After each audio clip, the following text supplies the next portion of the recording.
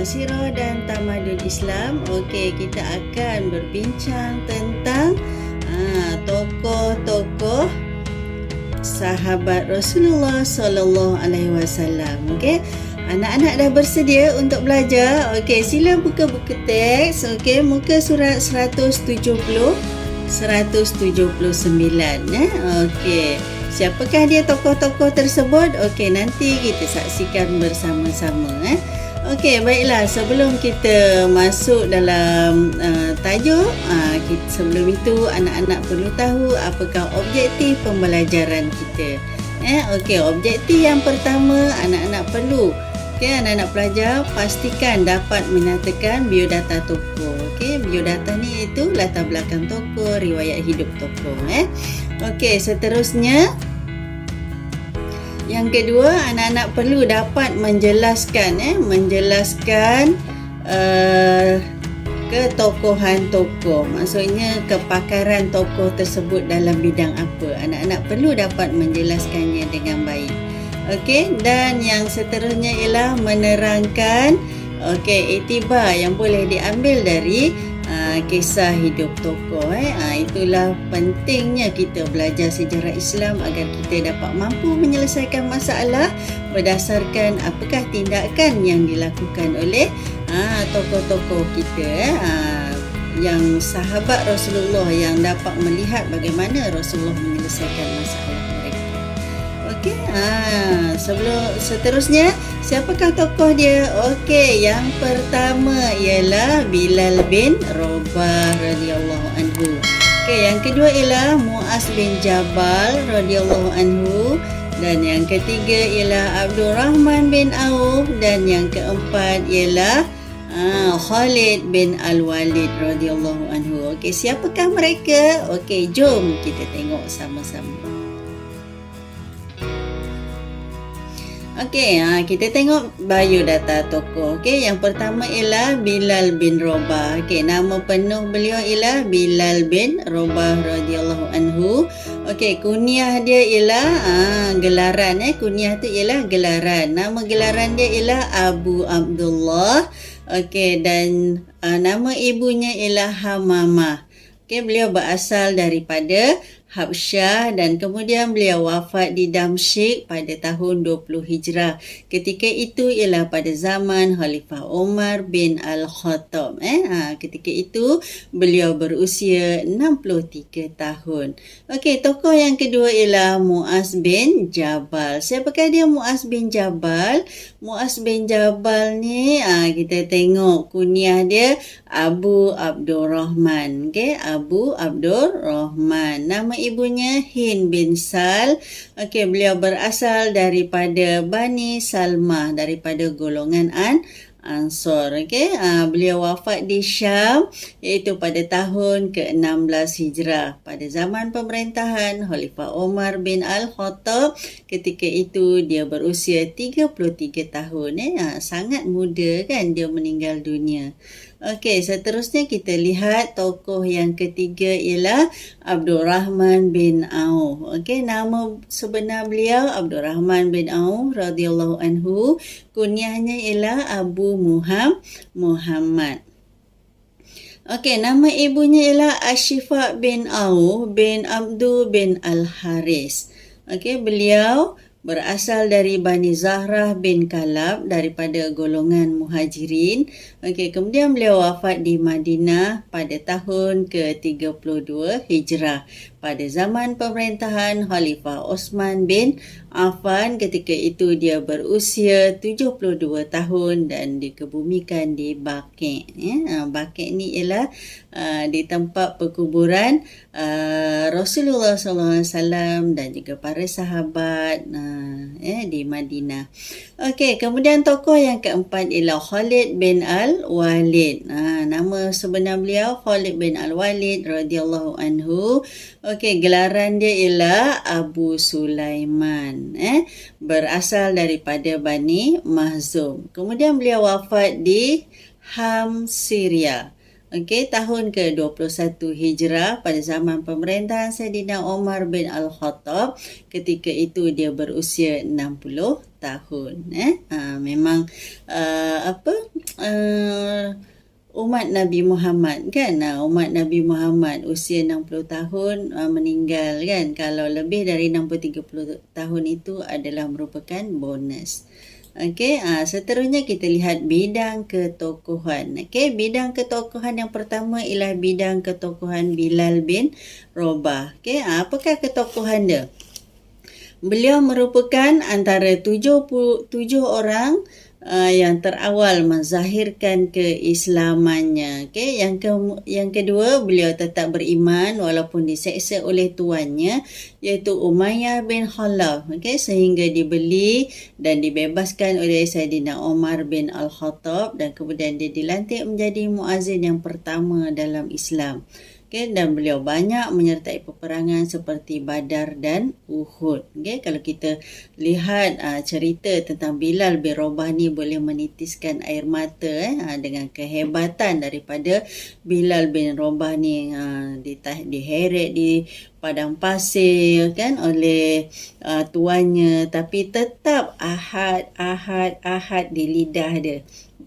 Okey, untuk membuktikan bahawa dia benar-benar beriman kepada Allah Subhanahu Wa Taala. Okay, sehingga ada sahabat Jabir bin Abdullah radhiyallahu anhu meriwayatkan bahawa Rasulullah sallallahu alaihi wasallam bersabda, yang bermaksud diperlihatkan kepadaku syurga, lalu aku melihat isteri Abu Talhah. Kemudian aku terdengar bunyi geseran kasut di depanku. Ternyata dia adalah Bilal bin Rabah. Hebat Bilal bin Rabah ni kan. Tapak kasut dia tu Rasulullah dah dengar dah di syurga kan. Jadi kita bolehlah contohi sifat Bilal bin Rabah ini. Kenapa dia terus didengari oleh Rasulullah tapak kasutnya di syurga kan. Apa dia? Bila ditanya, Bilal bin Rabah kata apa? Setiap kali dia lepas berwuduk, dia akan baca doa lepas berwuduk. Sebab itu akhirnya Rasulullah dengar tapak kasut dia di syurga. Okey, kemudian kita tengok Muaz bin Jabal.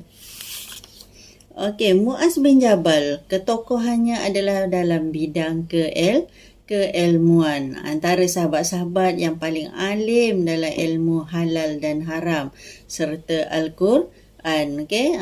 Ni di mana Anas bin Malik radhiyallahu anhu meriwayatkan bahawa Rasulullah sallallahu alaihi wasallam bersabda. Okey, yang diriwayatkan oleh Tirmizi dan Ibnu Majah, yang bermaksud okey, dan yang paling tahu tentang perkara halal dan haram ialah Muaz bin Jabal. Maksudnya diakui oleh Rasulullah bahawa Muaz bin Jabal ni memang sangat alim, memang sangat banyak ilmu dan kuat keilmuannya dalam bidang halal dan haram serta Al-Quran. Okey, oleh itu dia dilantik oleh Rasulullah sebagai pakar rujuk Al-Quran dan bidang fiqh di Mekah dan di Yaman semasa pemerintahan Rasulullah sallallahu alaihi wasallam. Okey, yang ketiga, salah seorang sahabat yang mengumpulkan Al-Quran pada zaman Rasulullah sallallahu alaihi wasallam. Okey, oleh itu dia banyak mengetahui tentang Al-Quran. Okey, kemudian pada zaman pemerintahan Saidina Umar dan juga Abu Bakar dan Saidina Umar Al-Khattab juga melantiknya sebagai penasihat dalam urusan hukum hakam agama. Okay? Dan kemudian Saidina Abu Bakar dan Umar juga mengiktiraf keilmuan Muaz dalam bidang fiqh. Okay? Sebab itulah dia dilantik sebagai penasihat. Itu pentingnya ilmu dalam kehidupan. Jadi kita ni sebagai pelajar, perlulah sentiasa berusaha untuk menambah ilmu yang ada agar ilmu itu bermanfaat dalam kehidupan kita dan boleh menjadi saham kita di akhirat nanti. Okey, kemudian dalam ketokohan yang ketiga ialah Abdurrahman bin Auf. Okey, bidang ketokohannya dia ni adalah seorang ketokohan tu pemimpinan dia, kemahiran dia kan. Okey, di mana Abdul Rahman ni berusaha dengan kemahiran dan modal yang ada tanpa mengambil kesempatan daripada ihsan orang lain. Okey, seperti tawaran sejumlah wang yang banyak oleh Sa'id bin Rabi'. Okey. Di mana Abdul Rahman ni pada ketika dia berhijrah bersama dengan Rasulullah dari Mekah ke Madinah, dia tidak membawa apa-apa, dia hanya pergi sehelai sepinggang saja. Jadi apabila Rasulullah ini mempersaudarakan Muhajirin dengan Ansar, Muhajirin dengan Ansar dipersaudarakan ya. Jadi Sa'id bin Rabi' ni adalah yang dipersaudarakan dengan Abdul Rahman bin Auf. Sa'id bin Rabi' ni adalah seorang yang sangat kaya dan mempunyai 2 orang isteri kan, kerana terlalu baiknya Sa'id ni dan juga patuh pada sunnah Rasulullah sallallahu alaihi wasallam, pada perintah Rasulullah tadi. Dia telah menawarkan isteri dia kepada Abdul Rahman bin Auf. Wahai Abdul Rahman, awak pilihlah salah seorang daripada isteriku ini, maka aku akan menceraikannya. Sampai tahap macam tu baiknya hati Sa'id bin Rabi' ni kan. Kemudian oleh kerana dia ni kaya kan, jadi dia nak tolong Abdul Rahman bin Auf ni macam mana. Jadi dia ada 2 buah kebun. Dia kata pada Abdul Rahman, wahai Abdul Rahman, kau pilihlah salah satu daripada kebun yang aku ada ini untuk engkau memulakan kehidupan baru. Ni ayat saya lah kan. Dia ayat cerita tu dia ada yang lebih menarik lagi lah kan.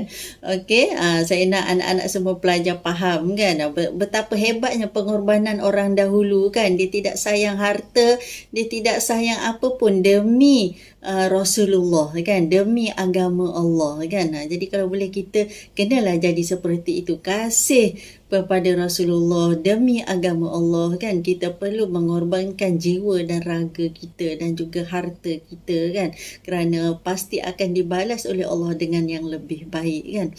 Kemudian Abdul Rahman ini mempunyai budi bahasa yang sangat tinggi kan. Jadi dia tidak menerima tawaran-tawaran tadi kan daripada Sa'id bin Rabi'. Tawaran isteri pun dia tidak ambil kan. Tetapi apa yang diminta oleh Abdul Rahman bin Auf adalah boleh tak awak tunjukkan saya di mana pasar, di mana tempat saya boleh berniaga kan. Jadi Abdul Rahman ni pun hanya menerima sedikit sumbangan daripada Sa'id dan dia membawa pergi ke pasar, dan di situlah dia bermula berniaga secara kecil-kecilan. Hebatnya Abdul Rahman bin Auf ni, daripada berniaga kecil-kecil itu dengan rahmat dan doa daripada Rasulullah menyebabkan dia menjadi umat Islam yang paling kaya, yang paling mendukung perjuangan Islam ketika itu. Dari perniagaan tadi, keuntungan yang diperolehi dikongsikan bersama umat Islam yang lain. Kemudian dia menjadi seorang yang kaya, yang hartawan, tapi dia bersifat zuhud dan tawaduk. Dia tidak gunakan harta dia tu untuk bermewah-mewah, tetapi dia gunakan harta dia tu untuk perjuangan Islam, kerana dia tahu di mana harta-harta tadi boleh dijadikan saham di akhirat besok. Jadi sebab itulah dengan berkembangnya dunia Islam hari ini adalah dengan harta daripada Abdul Rahman bin Auf. Hebatnya tokoh ini kan. Oleh itu kita kena belajar siapakah Abdul Rahman bin Auf ini. Kemudian tokoh yang keempat ialah Khalid bin Al-Walid. Di mana Khalid bin Al-Walid ni ketokohannya dalam bidang kepahlawanan. Dia seorang panglima tentera yang hebat. Tentera Islam yang paling hebat. Di mana dia banyak menyertai peperangan pada zaman Rasulullah sallallahu alaihi wasallam. Antaranya peperangan Mu'tah, Fathul Mekah iaitu pembukaan kota Mekah, dan juga peperangan Hunain.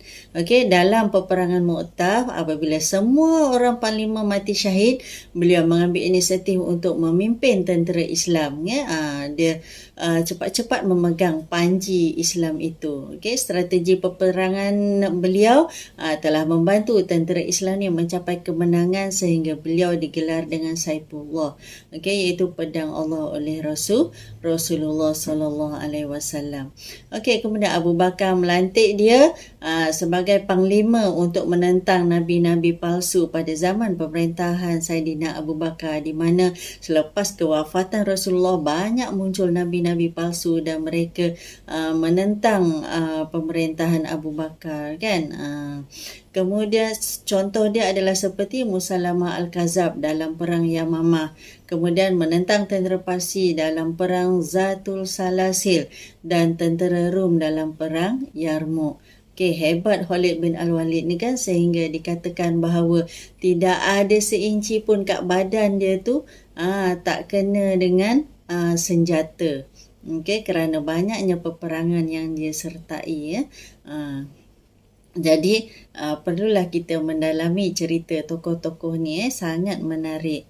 Okey, dan kita seterusnya kita lihat pula iktibar dari tokoh. Apa yang boleh kita ambil dari kisah tokoh ini? Okey, yang pertama, Bilal bin Rabah, dari keimanan dia ni. Okey, keimanan dia yang sangat kuat tadi kan. Walaupun diheret di padang pasir tapi masih tetap yakin bahawa Allah yang Maha Esa, tidak ada Tuhan lain yang layak disembah melainkan Allah. Hanya Allah sahaja tempat untuk memohon pertolongan. Jadi kita perlu jadi seperti Bilal bin Rabah. Okey, di mana kita hendaklah mempertahankan akidah Islam dengan segala kekuatan yang ada agar tidak mudah terpesong daripada ajaran Islam sebenar. Apapun yakin dan kembali kepada Allah dan juga Rasulullah, kerana apa yang dibawa oleh Allah dan disampaikan oleh Rasulullah itu adalah yang seutama-utamanya yang kita perlu pegang dan kita amalkan dalam kehidupan kita agar kita tidak sesat, agar kita tidak mudah terpengaruh dengan berbagai-bagai perkara yang berlaku di akhir zaman ini, ya anak-anak. Okey, yang kedua, kita hendaklah menjauhkan diri daripada fahaman yang sesat, menyeleweng dan melampau, kan. Sekarang ni yang terbaru apa? BTS kan. Kerana terpengaruh dengan idola-idola yang ada menyebabkan sampai sanggup menggadaikan akidah, ya anak-anak. Itu sangat bahaya, kan. Jadi apa yang kita ingin kata, apa yang kita ingin buat, apa yang kita ingin sampaikan, kita kena pastikan bahawa tidak menyeleweng daripada akidah Islam, tidak mensyirikkan Allah, tidak menduakan Allah, tidak menafikan apa yang dibawa oleh Rasulullah dan juga apa yang diperintahkan oleh Allah, ya anak-anak. Kita kena jaga akidah kita. Kita kena sentiasa perhatikan segala kata-kata kita, perbuatan kita ataupun rakan-rakan kita, supaya tidak melampau dan tidak menyeleweng daripada ajaran Islam yang sebenar.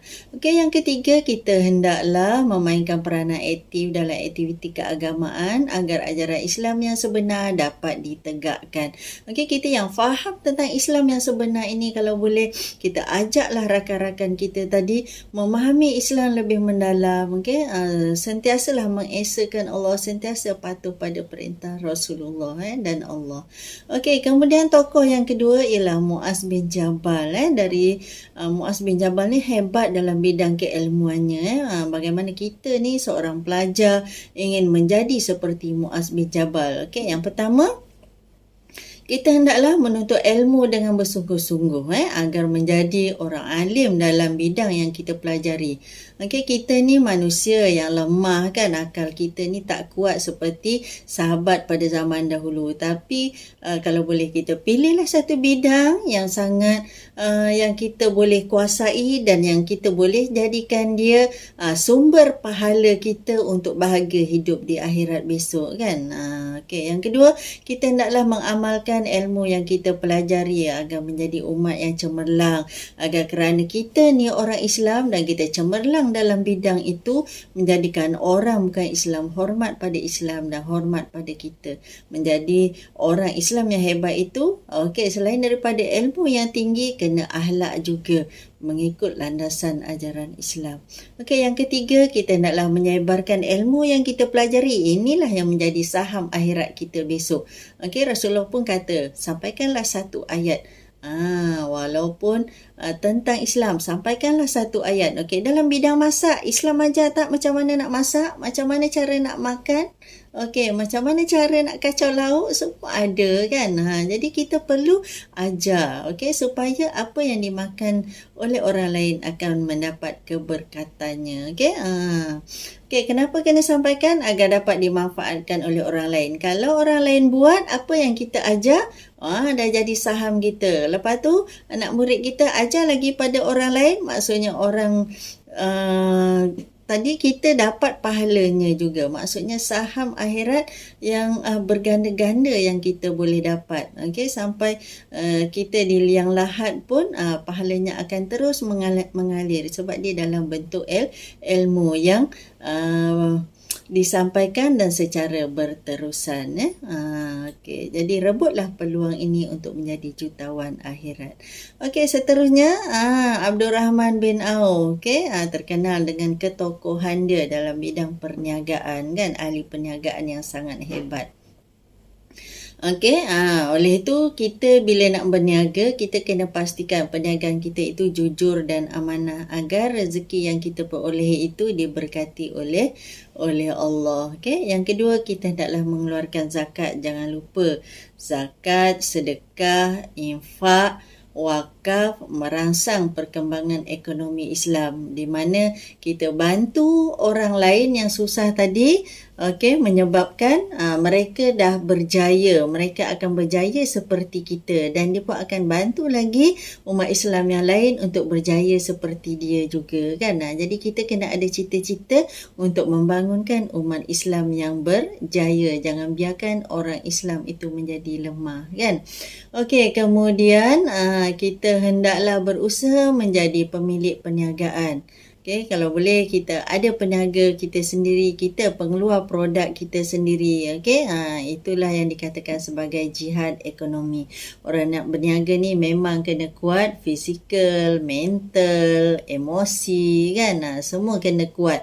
Okey, kerana cabarannya yang sangat hebat kan. Jadi memandangkan kita hari ini bidang pekerjaan yang terhad dimonopoli pula oleh orang bukan Islam. Jadi kita kena berminda pula menjadi orang hebat kan, menjadi ahli perniagaan, menjadi pencipta, pengeluar, okey, agar kita dapat memberi pekerjaan kepada umat Islam pada masa akan datang, remaja pada masa akan datang. Okey, tokoh yang seterusnya ialah kepahlawanan Khalid bin Al-Walid kan. Khalid bin Al-Walid ni memang terkenal dengan kepahlawanannya. Okey, di mana kita hendaklah bersedia berkorban mempertahankan agama Islam. Kita hendaklah menyusun strategi dengan baik agar memperolehi kejayaan. Sebab itu apa-apa pun kena susun strategi. Okey, bukan nak berperang je kena susun strategi. Bila kita jadi ketua je kita kena susun strategi. Nak berniaga pun kena ada strategi. Nak jadi cikgu pun kena ada strategi. Macam mana nak kenal anak murid dia kan. Okey, yang kedua, kita hendaklah menyusun strategi dengan baik agar dapat kejayaan. Okey, dan yang ketiga, kita hendaklah berjuang bersungguh-sungguh menegakkan ajaran Islam yang sebenar, apa jua dalam bidang kehidupan. Yang penting ayat-ayat kita, kata-kata kita mendorong orang untuk buat yang lebih baik. Okey. Dan seterusnya, di mana tentang Khalid bin Al-Walid ni, Abdul Rahman bin Ja'far meriwayatkan bahawa apabila panglima Islam gugur syahid dalam peperangan, iaitu peperangan Mu'tah, Rasulullah SAW bersabda yang diriwayatkan oleh Al-Hakim dalam Mustadrak. Okey, maksudnya kemudian panji itu diambil oleh pedang daripada pedang-pedang Allah, iaitu Khalid bin Al-Walid, lalu Allah memberikan kemenangan kepadanya. Okey, kerana kekuatan Khalid bin Al-Walid tadi, keberanian dia, okey, yang dia fikir Islam kena menang, Islam kena menang. Macam tu juga kita pergi mana-mana, Islam kena jaga, Islam di hati. Okey, pastikan bahawa Islam itu tidak dipandang hina kerana kita. Okay, jadi kita pergi mana-mana membawa pakaian Islam. Kita kena pastikan cara hidup kita Islam, penampilan kita Islam, kata-kata kita Islam, agar orang bukan Islam melihat kita akan merasa, wow, Islam tu bagus, Islam itu hebat, kan? Okay, hebatnya kalau kita dapat mengislamkan orang bukan Islam. Okey, dan seterusnya kita lihat, ni di antara sifat-sifat dermawan Abdul Rahman bin Auf. Okey, hebat Abdul Rahman bin Auf ni. Okey, dia seorang hartawan yang sangat kaya, di mana dia telah menjual tanahnya dengan harga 40,000 dinar. Hasil jualan diagihkan kepada orang miskin dari kalangan Bani Zahra, golongan Muhajirin dan Ummahatul Mukmin. Okey, kemudian 1/3 penduduk Madinah dia beri pinjaman untuk kelangsungan kehidupan, agar dapat bina perniagaan. Agar hidup menjadi lebih maju, kan, macam bank pula jadinya, kan. Hebatnya Abdul Rahman bin Auf. Kemudian 1/3 lagi yang lain dia cuba selesaikan hutang-hutangnya. Dibantu Abdul Rahman bin Auf ni bantu selesaikan hutang umat Islam ketika itu, kan. Okey, kemudian beliau pernah membebaskan 30 orang hamba dalam sehari. Bayangkanlah hamba, kan, harga bukan murah-murah, kan. Masya Allah. Okey, hebatnya Abdul Rahman bin Auf, 30 orang satu hari, kan. Okey, hamba ni biasanya memang kasihanlah, kan, akan dijadikan sebagai tebusan, kan. Memang tak ada life kehidupan. Hidupnya tu semata-mata untuk tuan dia. Buat apa yang tuan dia suruh, kan. Jadi dibebaskan oleh Abdul Rahman bin Auf ni, dimerdekakan. Kemudian Abdul Rahman bin Auf ni mewasiatkan wang sebanyak 400 dinar kepada 1,000 orang tentera Islam Badar yang masih hidup. Okey, sagu hatilah, kan. Tentera Badar ni orang yang dah berjuang, kan, dan berjuang menegakkan Islam tadi. Okey, Abdul Rahman ni memberi insentif dalam kehidupan mereka, 400 dinar seorang. Bayangkan kalau 100 dah 4,000 dinar, kan. Ketika itu duit kalau nak dibanding dengan ringgit memang dia sangat tinggi lah, kan. Okey. Okey, seterusnya sampai di situ sahaja perkongsian saya. Okey, kita lihat tentang latihan. Okey, latihan yang pertama.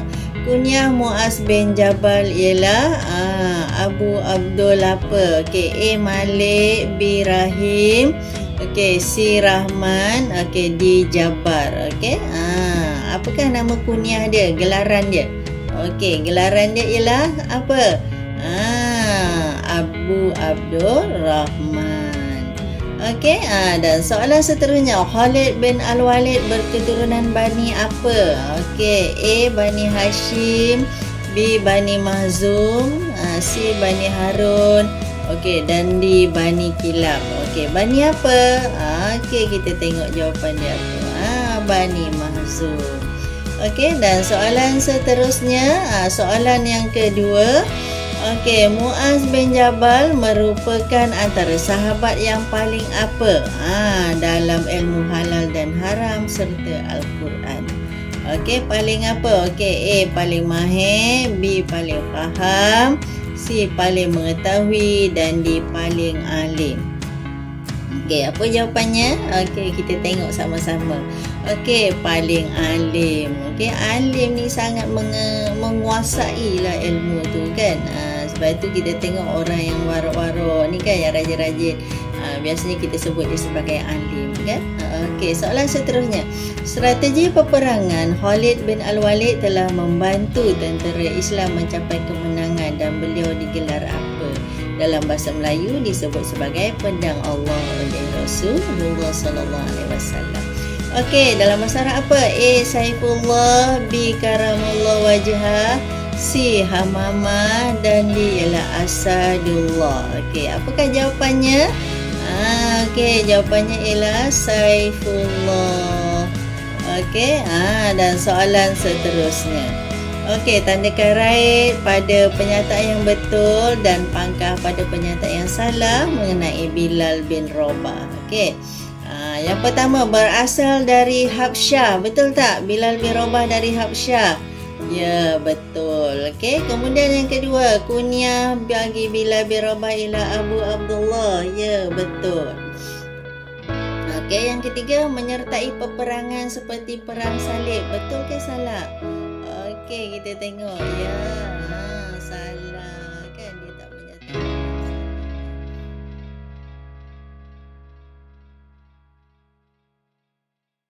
Okey, kemudian soalan yang keempat. Okey, tanda rek pada pernyataan betul dan pangkah pada pernyataan yang salah mengenai siapa? Abdul Rahman bin Auf. Okey, yang pertama, wafat ketika berusia 72 tahun. Betul atau salah? Okey, kita tengok sama-sama. Wah, betul. Okey, nama ibunya Hind bin Sal. Betul atau salah? Okey, salah. Siapakah nama ibu dia? Tengok nanti. Okey, kemudian yang ketiga, seorang hartawan yang bersifat zuhud dan tawaduk. Betul atau salah? Okey, betul. Okey, jika dalam perayaan soalan seperti ini, anak-anak jangan tinggalkan, tolong jawab. Okey, ini adalah markah bonus. Kalau tak dapat jawab pun letak je tanda betul ataupun salah, agar tidak rugi kan, tidak rugi kalau kita mana tahu rezeki Allah nak bagi kita markah kan. Jadi betul lah kan. Jadi tawakal lah. Okey. Okey, seterusnya soalan kebat. Muaz bin Jabal ialah contoh ilmuwan yang unggul. Huraikan usaha yang boleh dilakukan agar dapat menjadi seorang ilmuwan. Apa usaha yang kita kena lakukan? Okey, dalam iktibar tadi dah ada kan? Okey, kita tengok contoh jawapan. Okey, yang belajar bersungguh-sungguh itu adalah isi. Okey, dengan cara apa? Apa huraiannya? Dengan menghadiri kelas yang diadakan guru secara istiqomah. Okey, kalau hari ini datang, besok tak datang, ilmu tidak berkesinambungan kan? Jadi banyak yang tercicir. Jadi kena istiqomah. Okey, kemudian dengan ini huraian lengkap. HL tu huraian lengkap. Apa yang kita nak digunakan? Guna kata hubung. Dengan ini kita akan dapat memahami dan menguasai ilmu yang diajarkan oleh guru kan. Okey, lepas tu kesimpulan, guna kalimah kata hubung kan. Di sini saya guna kata hubung. Justru itu kita hendaklah mempunyai tekad yang tinggi untuk menguasai sesuatu ilmu agar dapat diaplikasikan dalam kehidupan. Okey. Okey, jadi ni boleh bekerjasamalah dengan guru. Boleh buat buku scrap kan. Bilal bin Rabah, Muaz bin Jabal, Abdul Rahman bin Auf dan Khalid bin Al-Walid. Okey, merupakan tokoh yang banyak menyumbang kepada kecemerlangan Islam. Okey, pelajar boleh pilih tokoh yang paling memberi inspirasi kepada anda. Okey, kenapa pilih tokoh ni? Okey, dari 4 tokoh ni pilih satu kan. Sangat memberi kita inspirasi. Kita huraikan cerita tokoh ni. Jadi kita buatlah penambahan dalam buku skrip kita agar kita lebih mengenali tokoh ni dan sentiasa di hati kan mencintai tokoh ni. Okey, okey, isi kandungan yang perlu ada. Yang pertama, biodata tokoh. Okey, kemudian sifat peribadi tokoh. Okey, yang ketiga, sebab apa kita pilih tokoh itu. Okey, kemudian yang keempat, aktiviti yang dilaksanakan bagi merealisasikan impian. Okey, masukkan gambar dalam buku skrip tadi. Contoh, pilih siapa? Abdul Rahman bin Auf, berniaga kan. Okey, lepas waktu sekolah, okey, awak pergi bantu ibu, kakak, makcik kan berniaga. Boleh ambil gambar kan. Dah masuk dalam buku skrip. Okey, kejayaan yang diperolehi. Okey, katalah mak bagi awak gaji kan. Okey, awak dapat beli sesuatu kan. Apa yang awak beli yang boleh dijadikan saham akhirat awak ke kan, yang boleh dijadikan kenangan. Contoh, beli hadiah birthday untuk ibu kan, beli hadiah untuk adik, okey, beli buku-buku agama. Itu adalah kejayaan awak kan. Okey, jadi anak-anak bolehlah simpan memori itu di dalam buku skrip. Instagram ini dengan cantik. Okey. Sampai di sini saja perkongsian saya pada hari ini. Okey, terima kasih kerana sudi bersama dengan saya.